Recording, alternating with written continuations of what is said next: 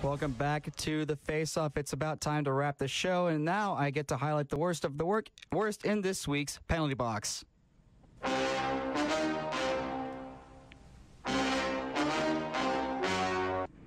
The first 2-minute minor goes to the officials who gave Columbus's Vinny Prospal a 10-minute misconduct for pointing to the scoreboard.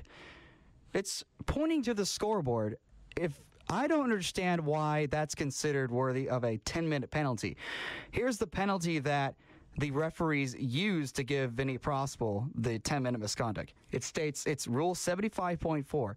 Any player who, after warning by the referee, persists in any course of conduct, including threatening or abusive language or gestures or similar actions designed to incite an opponent into incurring a penalty. Pointing to the scoreboard falls under that? That makes absolutely no sense to me. It's pointing to the scoreboard. It's the ultimate. It's the last thing you can say to shut an opponent up. When they're talking trash, all you do is point to the scoreboard. That's kind of like taking the high road and say, hey, look, we are ahead in this game. I'm not listening to anything you have to say. Shame on the officials for giving Vinny Prospal a 10-minute penalty for shutting up the Detroit Red Wings that were talking trash to him. Now, the 5-minute major goes to a Calgary Flames fan who thought it would be a really good idea to jump onto the ice in just his boxers.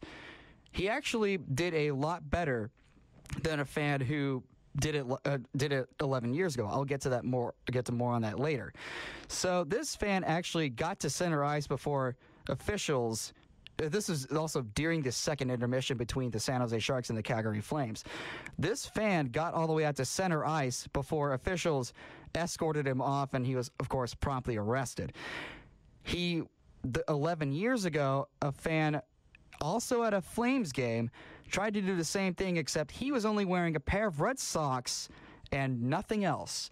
Except when he jumped onto the ice, he immediately slipped and hit his head and knocked himself out unconscious. And unfortunately for him, he was lying face up, so everybody could see him in his just horrible state. And his manhood was visible for everybody. And he was arrested for public drunkenness, and he pled guilty to those charges. Now, the game misconduct goes to ESPN. Last Monday, ESPN decided to compare the Chicago Blackhawks streak to the Miami Heat streak. At the time, the Blackhawks were 19-0-3, and the Miami Heat had won 14 in a row. That's obviously very impressive. Except instead of deciding to break down why the Chicago Blackhawks were more successful, they decided to compare the streaks. They decided to compare the Chicago Blackhawks streak to the Miami Heat streak and decide which ones was more impressive. To do that, they had a segment in which they had Stephen A. Smith debate on this topic, and all it amounted to was just a bunch of shouting, and Stephen A. Smith saying that the Blackhawks streak wasn't as impressive because the Blackhawks had 3 ties. Can you see the problem here? Ties were eliminated in 2004, Stephen.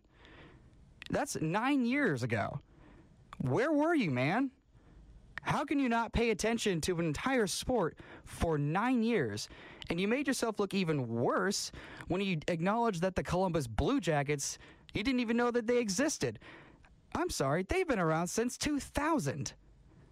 And you're from New York, so you should have known that Rick Nash was traded from, wait, who was it? Columbus.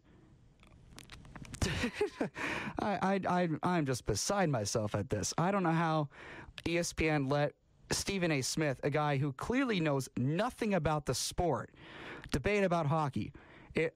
I'm just very insulted by this, and I'm pretty sure I'm not alone when I say that. It was just disgraceful to watch that happen on SportsCenter.